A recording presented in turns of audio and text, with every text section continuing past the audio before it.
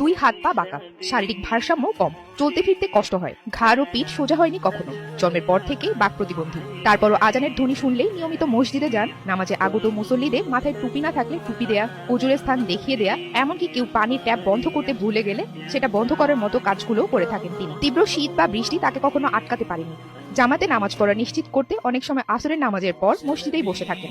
মাগরিব ও এশার নামাজ পড়ে কুরআন হাদিসের আলোচনা শুনে তারপর বাড়ি ফেরেন। প্রতিবন্ধী ভাই দাঁড়িয়ে আছেন, যিনি এই মসজিদে নিয়মিত পাঁচ ওয়াক্ত সালাত আদায় করেন। আমি জুমার খুতবা এখানে নামাজ আদায় করেন। এই চিত্র আমাদের কাছে কার কাছে কেমন লাগবে আমি জানি না, যে অনেক সুস্থ মানুষ আছি যারা নিয়মিত পাঁচ ওয়াক্ত সালাতে আমরা যাই না। এমন অনেক বিবেক সম্পন্ন মানুষ আছে, এখন খারাপ কাজ আমরা বাদ দিতে পারি না, কিন্তু সে অসুস্থ, তার অপারগতা আছে, তার সীমাবদ্ধতা আছে, সবকিছুকে পেরিয়ে, গণ্ডিকে পেরিয়ে সে মসজিদে এসে আল্লাহর কাছে হাজিরা দিয়েছেন। যদিও বর্তমান সমাজে অনেক সুস্থ মানুষও নামাজ আদায়ে অনীহা দেখান, আমাদের এই প্রতিবন্ধী ভাই থেকে শিক্ষা নেওয়া উচিত। هدايا صاحي كي تستري